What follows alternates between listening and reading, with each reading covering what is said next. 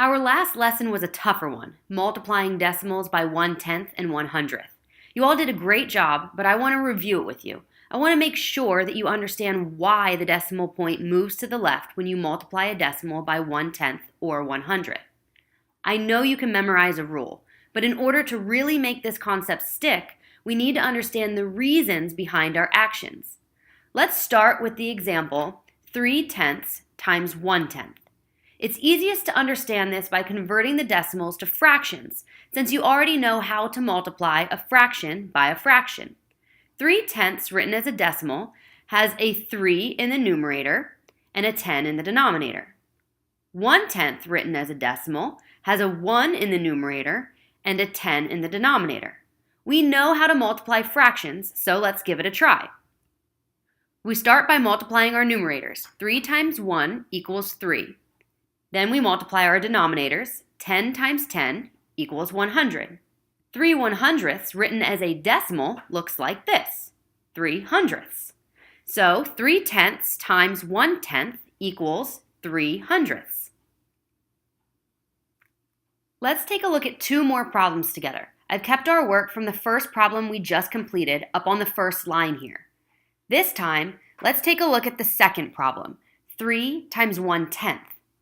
Again, I'm going to write both numbers as a fraction. 3 written as a fraction is 3 ones. Remember, all whole numbers have a 1 in the denominator. 1/10 written as a fraction is 1 in the numerator, 10 in the denominator. Now I'm going to multiply just like I did in the first problem. I'll multiply my numerators. 3 times 1 equals 3. 1 times 10 equals 10. This fraction is read as 3/10. Written as a decimal, it looks like this, 3/10. Now let's go on to the next problem, and then we'll take a look at the pattern that we see. 30 times 1/10. Again, I'm going to rewrite them as fractions, so 30 written as a fraction would be 30 ones. 1/10 written as a fraction is 1 in the numerator, 10 in the denominator, same as the two problems above. Now I'm going to multiply my numerators and denominators. 30 times 1 equals 30. 1 times 10 equals 10. Now I need to simplify. 30 over 10 equals 3. Remember, the fraction line literally means divided by, so 30 divided by 10 equals 3. You will notice that in each product, the decimal place of the first factor moved to the left one place value. That's because you are finding 1/10 of a number. The number is going to get 10 times smaller. Let's look at it another way. I'm going to illustrate 3/10 times 1/10 with a bar model. I'll start by drawing a bar that represents 3/10. If I multiply 3/10 by 1/10, that means that I want to find 1/10 of 3/10. To find 1/10, I'd have to split this bar into 10 parts. And again, I want to find 1/10. So I want to know what one part of this bar equals. Now, can you see why 3/10 gets 10 times smaller when you multiply it by 1/10? Really, multiplying by 1/10 is the same as dividing by 10. And it makes sense.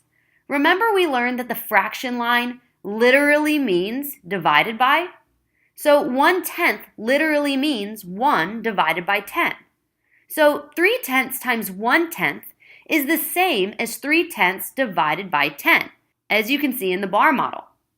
The answer gets 10 times smaller. As a rule, multiplication of 1/10 is actually the movement of the decimal point one place to the left. Multiplying a number by 1/100ths is the same, except 1/100ths literally means 1 divided by 100. So the product will get 100 times smaller. When a decimal is multiplied by 1/100ths, we move the decimal point 2 places to the left. The product of this problem would be 3/1000ths. But remember why this is so. It's because 1/100ths is a fraction. So this means that we want to find a fraction or part of 3/10.